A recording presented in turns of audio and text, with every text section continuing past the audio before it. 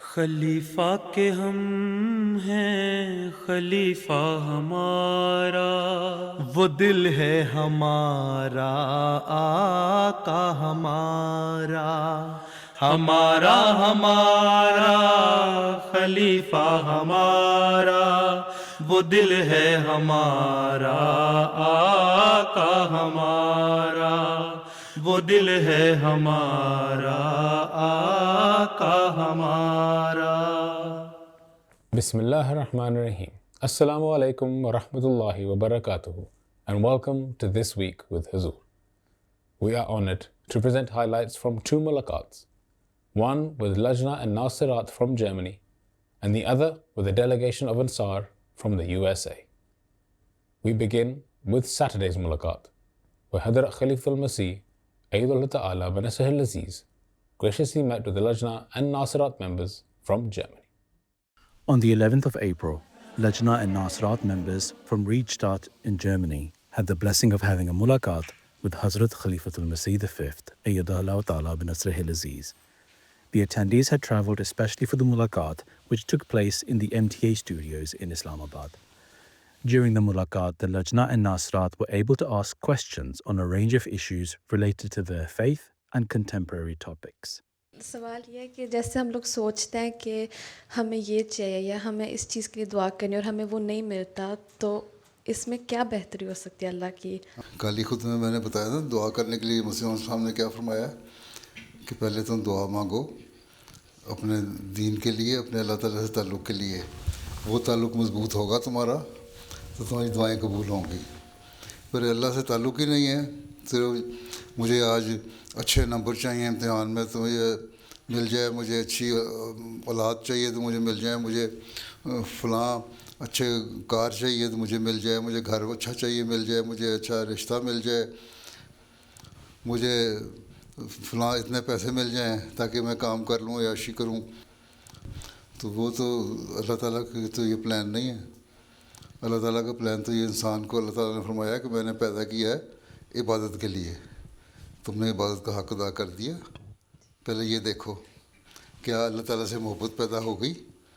جب اللہ تعالیٰ سے محبت پیدا ہو گئی جو اس کا حق ہے، بندے کا تو کوئی حق نہیں، کل بھی انہوں نے مثال بھی دی تھی نا ایک حق کے بارے میں بھی، کہ بندے نمازیں پڑھ لے 4 بڑے غور سے، اس کے بعد سو جائے رمضان میں 30 دن روزے رکھ لیے اور بڑی تہجدیں پڑھ لیں، نمازیں پڑھ لیں، اس کے بعد ختم ہو گیا قصہ، اور اس کے بعد میرا حق بن گیا اللہ تعالیٰ پہ، تو حق کوئی نہیں، اللہ پہ کوئی حق نہیں۔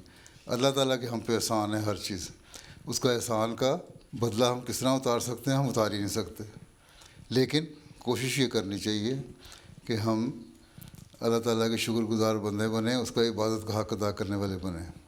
جب ہم ساری چیزیں کر لیں گے پھر اللہ تعالیٰ کہتے ہیں ہاں اب مانگو مجھ سے، میں تمہیں دیتا ہوں۔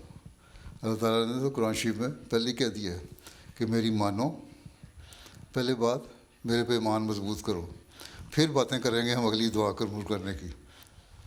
یہی کہہ دینا جی بس میں احمدی ہو گئی، میں مسلمان ہو گئی، میں نے لا الہ الا اللہ کلمہ پڑھ لیا، اللہ تعالیٰ کا فرض بن گیا کہ وہ میرے سارے کام پورے کرے، نہیں یہ نہیں، اللہ تعالیٰ مالک ہے۔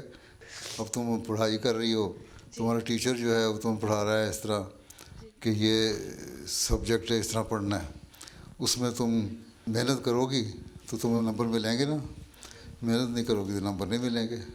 جو محنت کرتے ہیں وہی گمنازیم میں جاتے ہیں، نہیں تو گزام شولے سے ہی فارغ ہو جاتے ہیں، ٹھیک ہے؟ تو محنت کرنی پڑتی ہے، اللہ تعالیٰ نے بھی یہی فرمایا قرآن شریف میں کہ محنت کرو پھر میں تمہیں صحیح رستہ دکھاؤں گا۔ مومن کو بھی محنت کرنی پڑتی ہے۔ اگر تم امتحان دے رہی ہو لیکن جو محنت کرنی چاہیے وہ نہیں کر رہی، اور ایک عیسائی لڑکی یا ایتھیسٹ لڑکی جو ہے وہ محنت کر رہی ہے، وہ تمہارے سے زیادہ نمبر لے لیتی ہے، تو تم کہتی ہو کہ میں نے تو نماز ہی پڑھ لی تھی 2 رکعتیں اور میں نے پڑھائی بھی کر لی تھی اور نمبر اس کے زیادہ آ گئے، تو اس کا مطلب اللہ کا پلان غلط ہو گیا۔ اللہ کا پلان غلط نہیں ہوا۔ اللہ کے 2 قانون ہیں، ایک قانون شریعت، ایک قانون قدرت۔ قانون شریعت کہتا ہے کہ تم دعائیں کرو، نمازیں پڑھو، پھر میرے سے مانگو تو میں تمہیں دوں گا۔ قرآن شریف میں کہہ دیا کہ پہلے مجھ سے مانگو اور میرے پہ ایمان رکھو تب میں تمہاری پوری کروں گا باتیں۔ رب العالمین ہے، رحمان ہے، وہ ہر ایک کو جو اس کی محنت ہے اس کا پھل دے دیتا ہے، چاہے وہ عیسائی ہو یا یہودی ہو یا دیریا ہو. وہ اگر محنت کرے گا تو لے لے گا. ابھی ٹور میں تمہارے سے زیادہ نمبر لے جائے گا. تم کو جی میرا پلان تو یہ تھا، نمبر اس کے آگے، اس کا تو پلان اللہ کے ساتھ نہیں تھا. ہاں اللہ کہتا ہے میرا حق ادا کرو، پھر اپنے پلان پہ بھی عمل کرو، دیکھو پھر میں برکت ڈالتا ہوں. میرا سوال ہے کہ ترکی میں حضرت صلی اللہ علیہ وآلہ وسلم اور صحابہ کرام کے تبرکات کس حد تک اصلی ہیں؟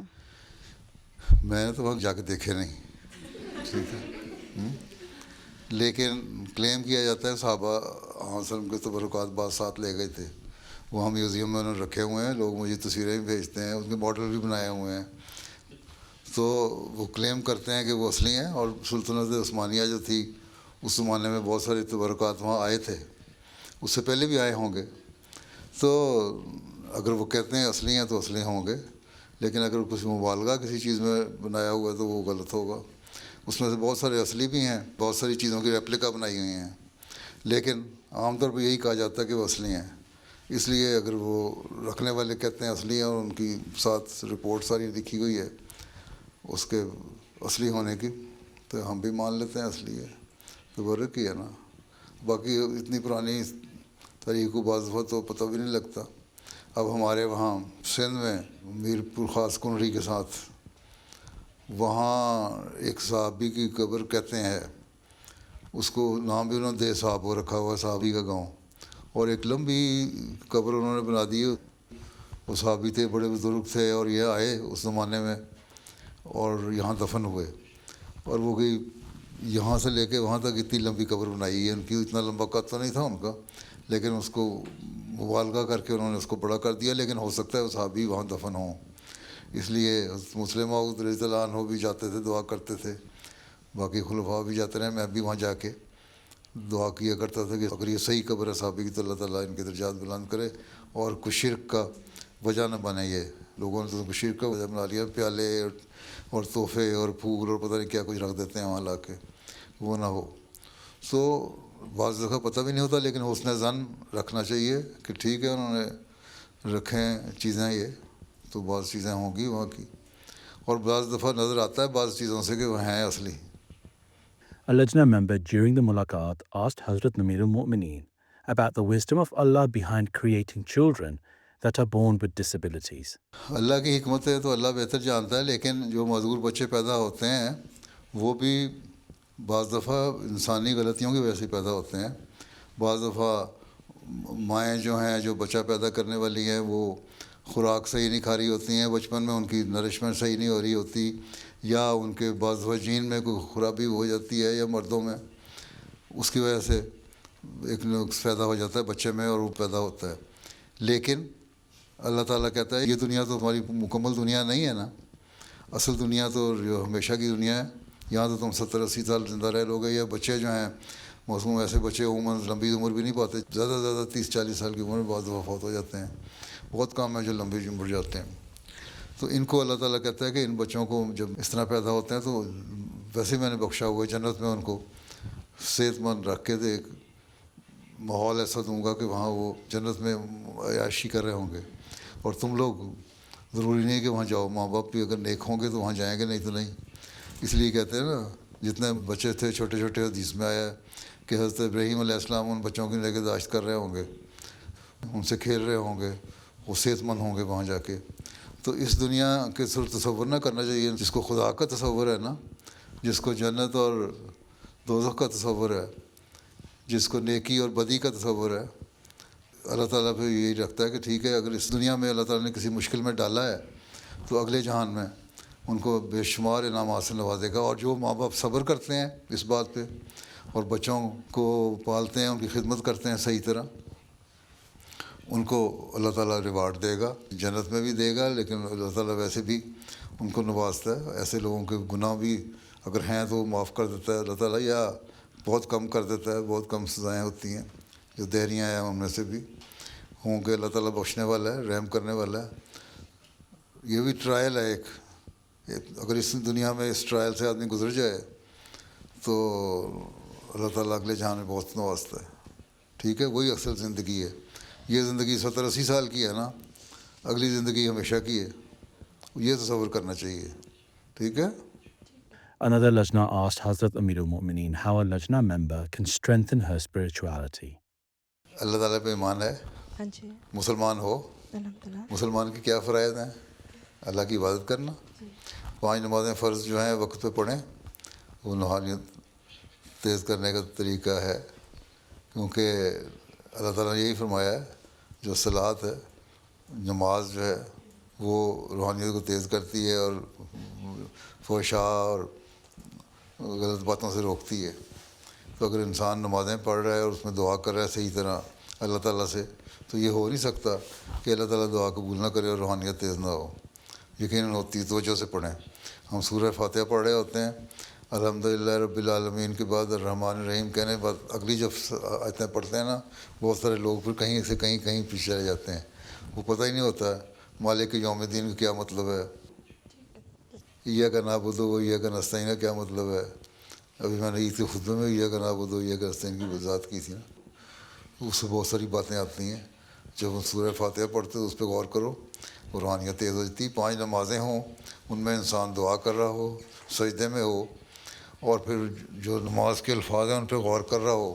جب غور کریں کہ ہم اللہ کے نام سے شروع کر رہے ہیں تو پھر فوری طور پر توجہ پیدا ہونی چاہیے کہ ہم نے روحانیت کی طرف جانا ہے.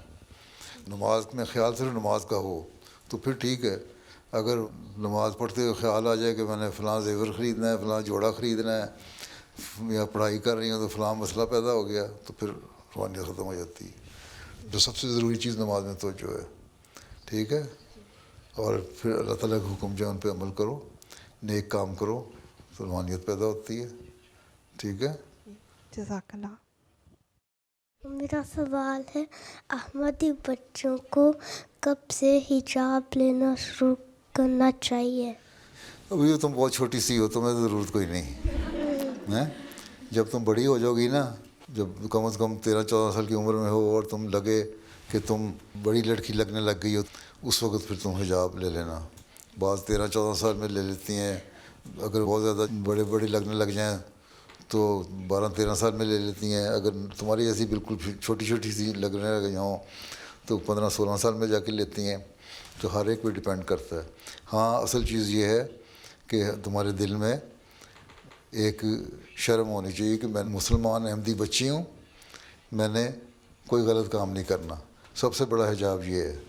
اور اس کے بعد پھر اللہ تعالیٰ کا حکم ہے کہ عورتوں کو, لڑکیوں کو اپنا کو ڈھانک کے رکھنا چاہیے. اس لیے میں اپنا سر اور چہرہ ڈھانپ کے رکھوں, جسم ڈھانپ کے رکھوں. ٹھیک ہے. ایسے کپڑے نہ پہنوں جو ننگے ہوں, لمبی قمیض ہو, ٹراؤزر ہو, سر ڈھکا ہو جو بڑی ہو جائے, اور چہرہ کے پردہ بھی ہو, بالوں کا پردہ بھی ہو. وہ لڑکیاں جو بڑی ہو جاتی ہیں وہ کرتی ہیں. ابھی تو تم بہت چھوٹی سی ہو, تو میرا خیال تم اگر تم اس طرح ہی رہے گی جس طرح چھوٹی سی ہو تو 12-13 سال تک تمہیں ضرورت کوئی نہیں حجاب کی. اس کے بعد سوچنا. ٹھیک. اللہ تعالیٰ کے فضل سے میری 2 بیٹیاں ہیں, اور میرا سوال ہے کہ میں ان کو آپ رہنمائی فرمائیں, میں ان کو بااعتماد کیسے بنا سکتی ہوں؟ آپ لوگوں کا کام ہے دعا کرنا. جی ان کے لیے دعا کرو جی. کہ اللہ تعالیٰ ان میں نیکی قائم رکھے اور دین سے جڑا رکھے, اور اللہ تعالیٰ کی محبت ان میں پیدا ہو. آج کل میں محبت اور توحید اور عبادت پہ خطبے دے رہا ہوں نا, جی ان کو ذرا غور سے سنا کرو, اس میں سے پوائنٹ نکالو اور اس کے مطابق دعا کیا کرو. جی. ہر ماں باپ اگر دعائیں کرنے لگ جائیں اپنے بچوں کے لیے تو بچے انشاءاللہ ٹھیک ہو جائیں گے, بااعتماد بھی ہو جائیں گے. اور ان کو کمپلیکس دور کرو کہ تمہیں کسی قسم کا کمپلیکس نہیں ہونا چاہیے, احساس کمتری نہیں ہونا چاہیے کہ فلاں تمہاری اسکول کی لڑکی جو ہے جرمن, اس نے فراک پہنی ہوئی ہے, یا گرمیوں میں اس نے سلیو لیس قمیضیں پہنی ہوئی ہیں, یا کھلے بال لے کے پھر رہی ہے. تم جاؤ گی اگر اسکارف لے کے یا کوئی چیز سر پہ رکھ کے تو تمہارا مذاق اڑائیں گے. ان سے کہو تمہیں برا منانے کی یا کسی قسم کا بے اعتمادی کی ضرورت نہیں ہے. تم نے اللہ تعالیٰ کی خاطر کام کرنا ہے, اور آخر میں اللہ تعالیٰ کے پاس ہی انسان نے جانا ہے. اللہ تعالیٰ کہتا ہے کہ تم یہ کام کرو تو تمہیں میں بہت زیادہ دوں گا. تو بچپن سے ان کو دین کی باتیں سکھائیں, دین کی عادت ڈالیں, اعتماد پیدا کریں کہ تم جو کر رہی ہو صحیح ہو, جو دوسری دنیا کر رہی ہے غلط ہے. اس لیے اسلام آیا تھا, آن وسلم آئے تھے, اور اس کے بعد آپ کے غلامی میں مسیح موعود آئے, اور اسی کام کے لیے ہم احمدی ہیں. پکے مسلمان احمدی تبھی بن سکتے ہیں جب ہم اپنی مثال قائم کریں دنیا کو ہم نے اپنے پیچھے چلانا ہے, ہم نے دنیا کے پیچھے نہیں چلنا. تو یہ اعتماد پیدا کریں اور ساتھ دعا کریں. One of the attendees also mentioned that if some of her friends are involved in wrongful acts, how should she deal with the situation? تو برا کام کر رہی ہے تو اس کو روکو کہ دیکھو یہ برا کام ہے, اس کو نہیں کرنا چاہیے. اور اگر پھر بھی وہ کرتی ہے اور تم سمجھتی ہو کہ تمہارے پہ اثر انداز ہو رہا ہے اس کا کام, تو پھر اللہ تعالیٰ کا حکم یہ ہے کہ ایسے دوستوں کو چھوڑ دو اور اچھے دوست بناؤ. اور اچھے دوست دیکھو جو قربانی کرنے والے ہوں, جو تمہاری بات ماننے والے ہوں. اگر وہ مسلمان نہیں بھی ہیں, خدا کو نہیں بھی مانتے, اچھے اخلاق اگر رکھتے ہیں, لوگوں کا مذاق نہیں اڑاتے, خدا تعالیٰ کو برا بھلا نہیں کہتے, اس کا مطلب ہے ان میں صلاحیت ہے, نیکی فطرت ہے, اس لیے ان کو تم دوست بنا سکتی ہے. پھر آہستہ آہستہ اپنا اثر ڈالو, خود نیک ہو تو ان پہ اثر پڑ جائے گا. حضرت مسیح علیہ السلام کے زمانے میں ایک سکھ تھا, بلکہ اس نے لکھا کہ میں مذہبی آدمی ہوں لیکن میں دہریہ ہو رہا ہوں, میں ایتھیسٹ بن رہا ہوں, خدا سے دور جا رہا ہوں, کیا کروں.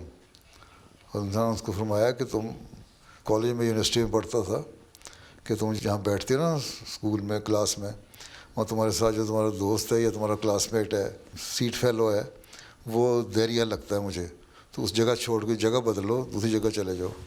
تو اس نے جگہ بدل لی اور کچھ مہینوں کے بعد نے خط لکھا کہ واقعی آپ ٹھیک کہتے تھے, میں نے اس لڑکے کو چھوڑ دیا. میں بات بھی نہیں کرتا تھا اس سے زیادہ, لیکن اس کے باوجود مجھے اثر ڈال رہا تھا دہریہ ہونے کا, خدا سے دور لے جانے کا. تو میں نے اس کو چھوڑ کے سیٹ بدلی اپنی, اور اب میرے دوبارہ خیالات میں مذہبی ہو گیا ہوں, اللہ کو ماننے لگ گیا ہوں. تو اللہ تعالیٰ کا یہی حکم ہے کہ ایسی جو مجلسیں ہوتی ہیں جہاں برے لوگ ہوں ان کو چھوڑ دو, تبھی تم بچ سکتے ہو. یہ تو ہمت پیدا کرنی چاہیے, اعتماد پیدا کرنا چاہیے اپنے اندر.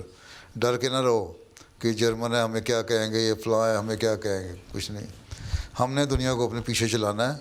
تم لیڈر ہو, باقی تمہیں فالو کرنے والے ہیں.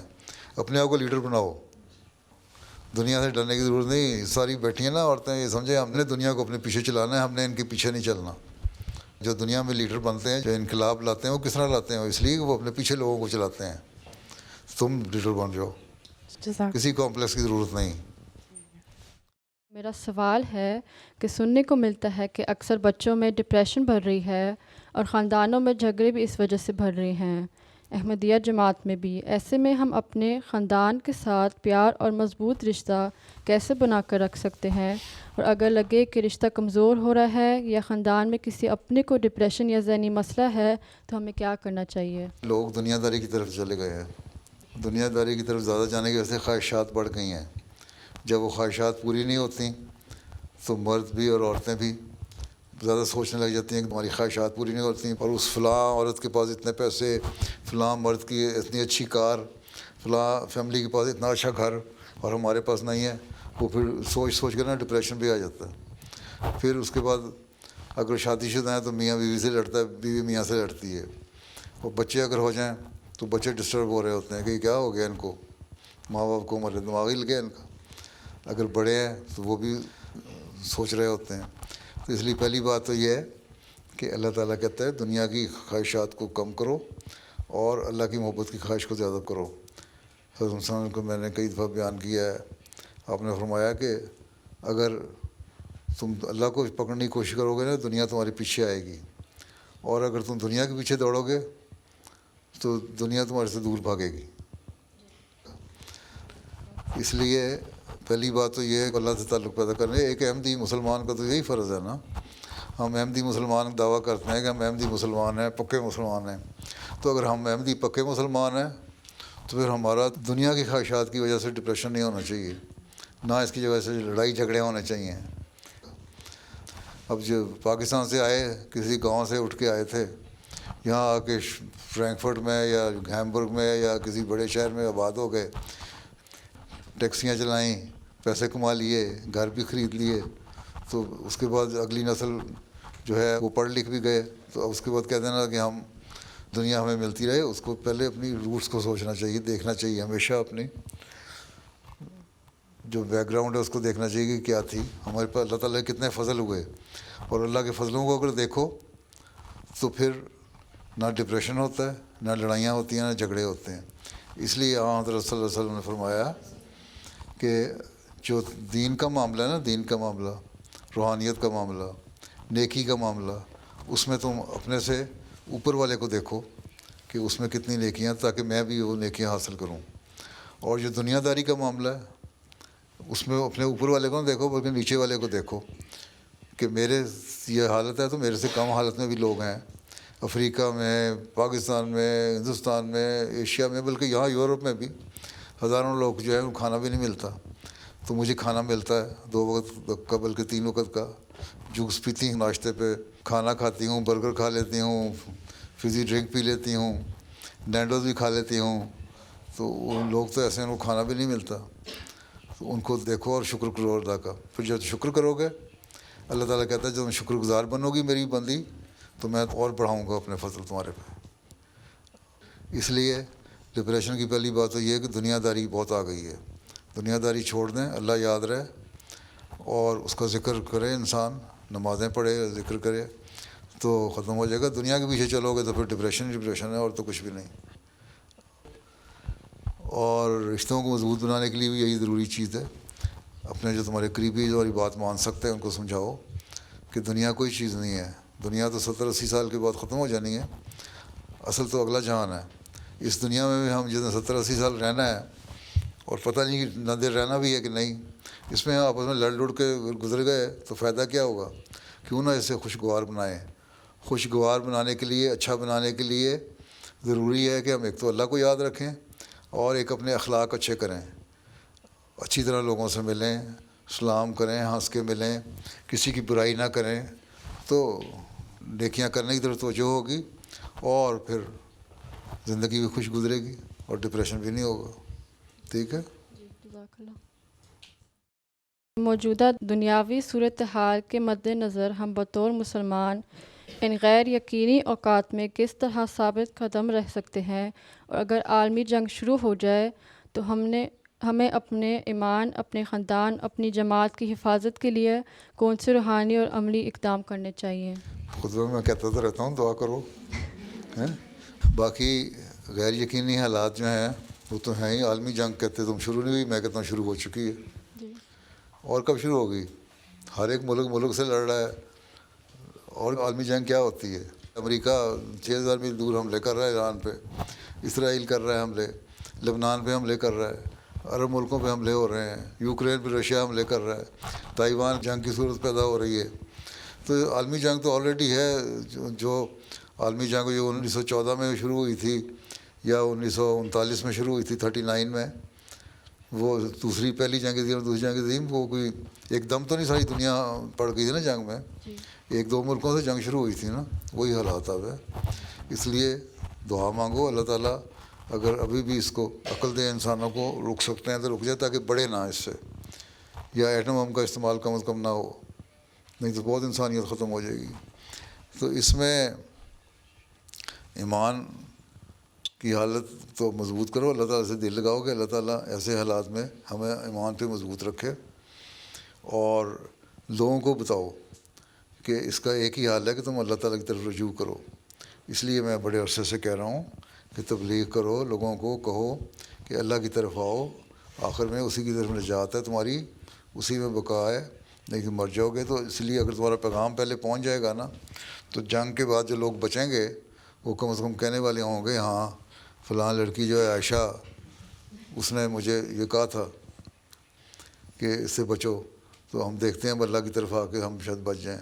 تو یہ ہمارا فرض ہے کہ اپنے گھر والوں کو بھی اس طرح لائیں اور لوگوں کو بھی, معاشرے کو بھی لائیں, اپنے دوستوں کو بھی بتائیں کہ اگر بچنا ہے تو ایک ہی ذریعہ ہے کہ اللہ کی طرف آ جاؤ. جس طرح حضرت مسلم نے فرمایا نا کہ آگے ہر طرف راگ سے وہ سب بچائے جائیں گے جو کہ رکھتے ہیں خدائے ذوالجلال سے پیار. آگے ہر طرف آگ پہ, صرف اس آگ سے وہی بچ سکتے ہیں جو اللہ میں ایسے پیار کرتے ہیں, جو عجیب عجیب معجزے دکھاتا ہے. تو اگر معجزے دیکھنے ہیں تو اللہ کے تعلق پیدا کرنا ہوگا. تو اب ہر ایک کو چاہیے, یہ نہیں ہے کہ یہاں جا کے تو ایک دوسرے کی چگلیاں کرنے لگ جاؤ, بیک بائٹنگ کرنے لگ جاؤ, نقصان پہنچانے لگ جاؤ, جیلسی شروع ہو جائے. یہ نہیں ہے. دوستانہ ماحول ہو, پیار ہو, محبت ہو, اللہ کا حق ادا ہو رہا ہو, آپس میں ایک دوسرے کے لیے قربانی کا جذبہ ہو, تو پھر سب کچھ ٹھیک ہو جائے گا. تم بھی بچ جاؤ گی, خاندان بھی بچے گا, دنیا بھی بچے گی. ٹھیک. السلام علیکم. السلام علیکم. بیٹھے ہیں. On Tuesday, members of Majlis Ansarullah from Chicago and Seattle were blessed to have a mulaqat with Hazrat Khalifatul Masih V, Ayyadullah Ta'ala bin Nasrih al-Aziz. The attendees had travelled especially for the mulaqat which took place in Islamabad. During the mulaqat, they all had the opportunity to introduce themselves and ask questions on a range of topics in relation to their faith and contemporary issues. How can we love Allah after we have sinned and struggle with sin, but we still and believe in Allah? So this is life. You cannot say that you have completely purified yourself. And this is the job of Satan. He says he will continue attacking human beings and will try to take them away from the good things. So our duty is to continually pray to Allah Ta'ala, seek Allah's help, and ask Him that Allah Ta'ala will save you from Satan and give you the strength to keep yourself away from all the sins. So this is a struggle, continuous fight till the last day of a person. So if you are struggling hard and honestly struggling hard, then Allah will reward you for this life. But never be relaxed, never give up. Don't say we cannot do it.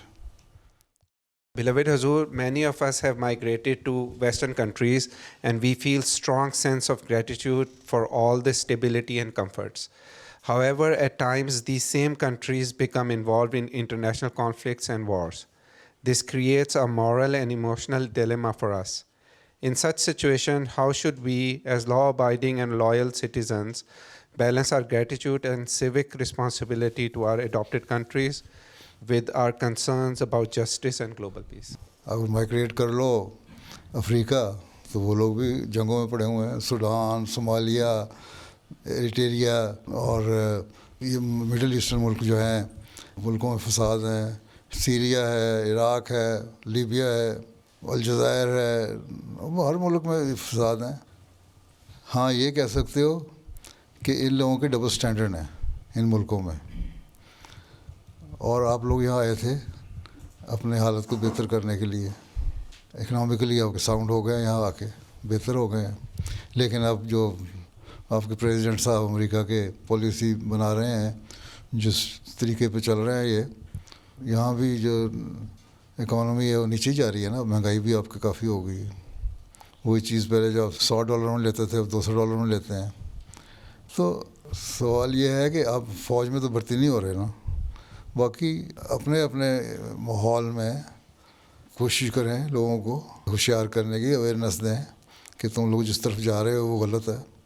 तो और कुछ नहीं, तो हम इन मुल्कों में तो बल्कि मौका मिला है, तबलीग तो कर सकते हैं. बहुत सारी तादाद है अमरीकनों की भी जो इसकी पॉलिसीज़ को पसंद नहीं करती.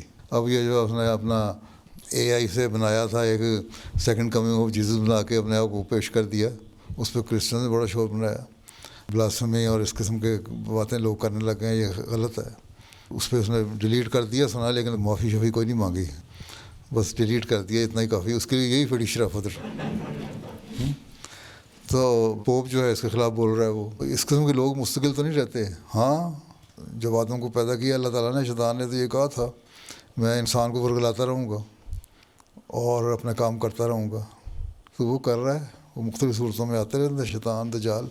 और हमारा काम ये है कि इस माहौल में रह के भी अपने आप को महफूज रखें और दुनिया को बताएं भी. यही काम है तबलीग करने का. किस तरह सही पैगाम पहुँचाओगे, इसी तरह पहुँचाओगे ना.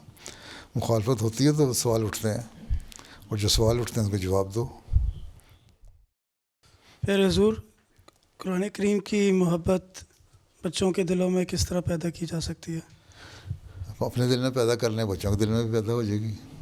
अगर आप ख़ुद कुरान शरीफ पढ़ रहे हैं, रोज़ाना फजर की नमाज के बाद तिलावत कर रहे हैं, बच्चे सुनते हैं कि हाँ हमारा बाप माँ तिलावत कर रहे हैं, تو ان کو بھی دلچسپی پیدا ہوتی ہے. پھر ان کو بیٹھ کے تھوڑا سا وقت ان کے ساتھ لگائیں، بیٹھیں کہ اسلام کی تعلیم کیا ہے اور اسلام کی تعلیم کی بنیاد کیا ہے. قرآن کریم ہے.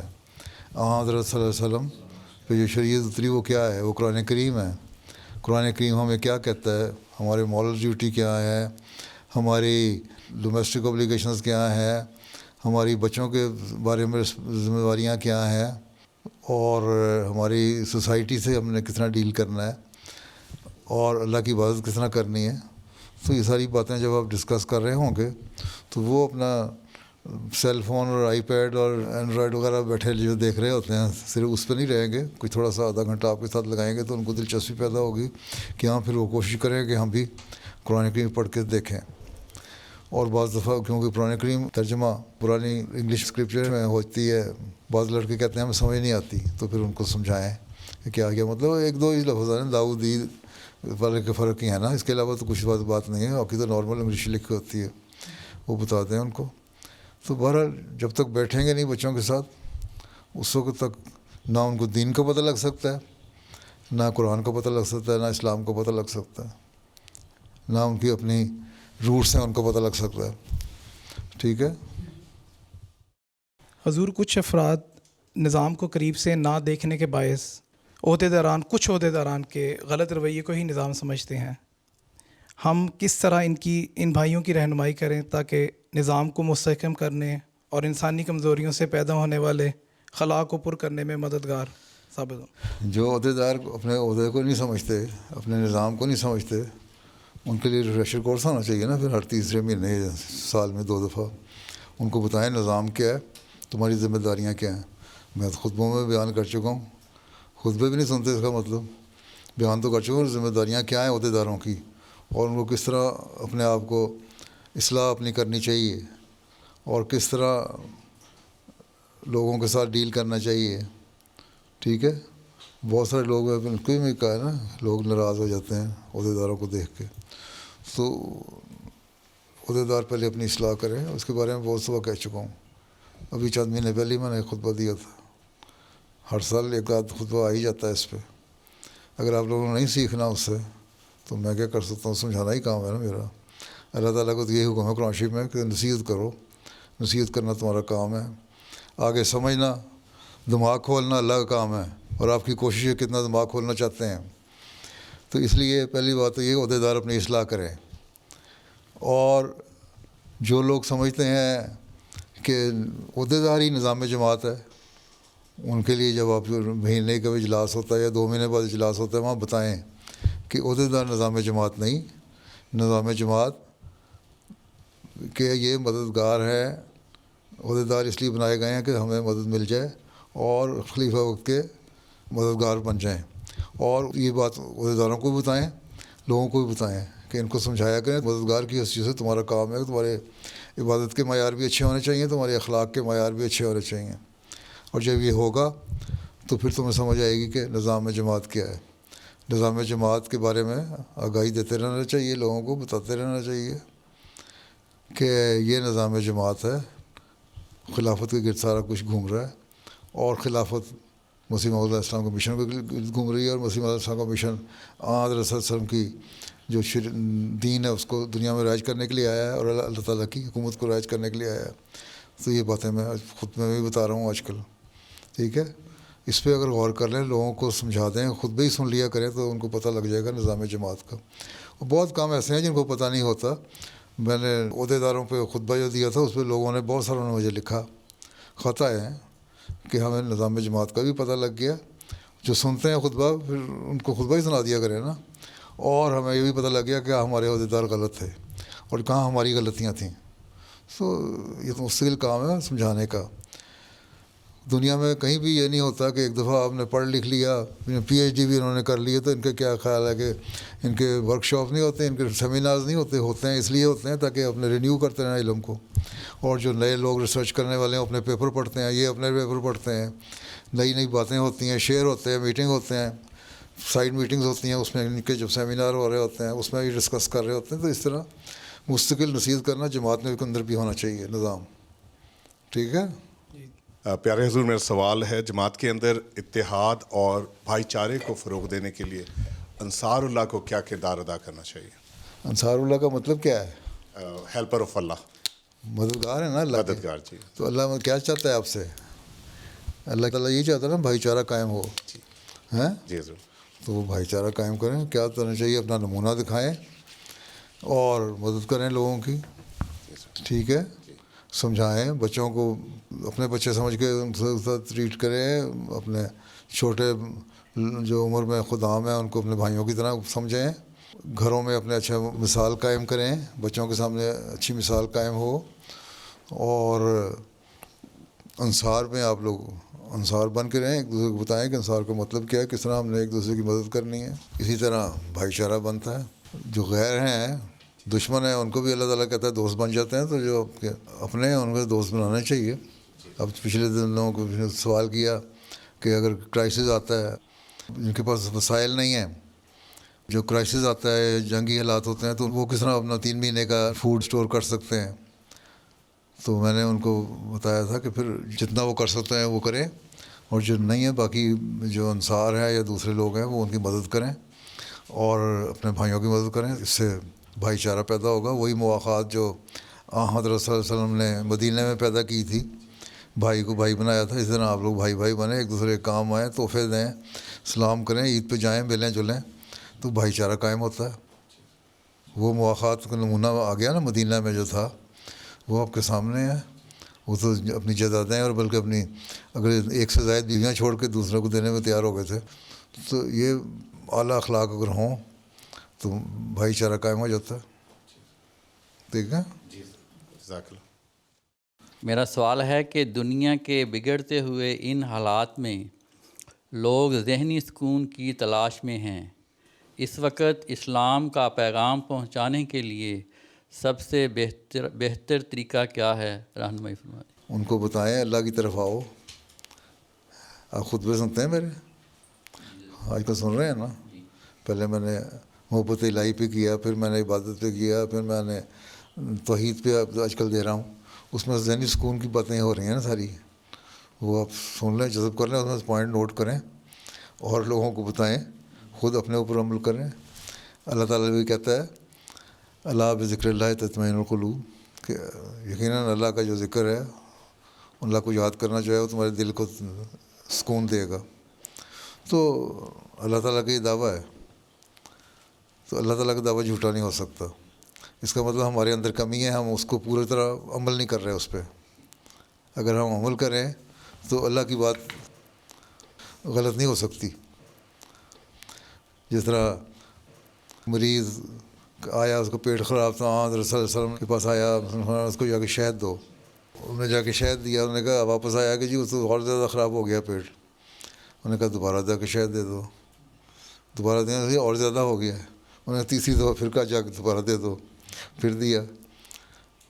تو اس کے بہرحال تیسری یا چوتھی دفعہ آنسر نے فرمایا کہ جو معدہ ہے اس کا جو بیماری ہے وہ غلط تو ہو سکتی ہے، لیکن اللہ کا کلام جھوٹا نہیں ہو سکتا۔ اللہ تعالیٰ شفاء للناس ہے لوگوں کے لیے شہد، اس لیے اس میں شہد ہے، ہو سکتا ہے مختلف قسم کے شہد ہوں۔ بہرحال جو آخری دفعہ جس نے دیا تھا اس نے آیا کہ جی ٹھیک ہو گیا، وہ جتنی معدے کی صفائی ہونی سی ہو سکتا ہے اس شہد نے کر دی ہوگی، اس کے بعد وہ ٹھیک ہو گیا، تندرست ہو گیا۔ تو مطلب تھا کہ 1 یا 2 دفعہ یا 3 دفعہ 4 دفعہ آپ نے رپورٹ کرتے رہے، تو آپ لوگوں کا بھی یہی کام ہے کہ 1 دفعہ 2 دفعہ 3 دفعہ 4 دفعہ پیغام پہنچاتے چلے جائیں، کہ یہی سکون کا طریقہ ہے، اسی میں تمہاری بقا ہے، اسی میں تمہاری بچت ہے۔ اگر اللہ تعالیٰ کو یاد رکھو گے، اس کی عبادت کرو گے تو تم بچو گے۔ آپ کو انکار کر کے منہ پھوڑ کے چلا جائے، اگلی دفعہ پھر جا کے اس کے دوسری طرف سے سامنے ہو کے پھر کہتے ہیں یہی بات۔ تو یہ مستقل پیغام پہنچاتے چلے جائیں، یہی آپ کا کام ہے، تاکہ آپ کو خود بھی ذہنی سکون ملے اور لوگوں کو بھی تمام حجت ہو جائے، اور جو پھر نہیں اصلاح کرنا چاہتا ہے اس کی مرضی۔ ٹھیک۔ As the mulaqat concluded, the attendees all had the opportunity to have a picture with Hazrat Amir al-Mu'mineen and were also blessed to receive the gift of pens.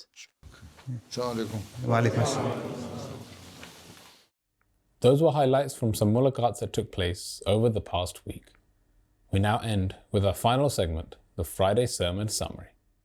In today's Friday sermon, Huzur, may Allah be his helper, spoke regarding the truthfulness of the Holy Prophet sallallahu alaihi wasallam.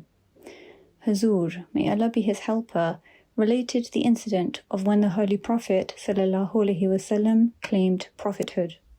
حضرت مسیح موعود علیہ السلام فرماتے ہیں اس بارے میں، جب آن حضرت صلی اللہ علیہ وسلم نے اظہار نبوت فرمایا تو حضرت ابوبکر صدیق رضی اللہ عنہ شام کی طرف گئے ہوئے تھے. جب واپس آئے تو ابھی راستے ہی میں تھے کہ ایک شخص نے ان سے ملا، اس سے مکہ کے حالات پوچھے اور کہا کہ کوئی تازہ خبر سناؤ.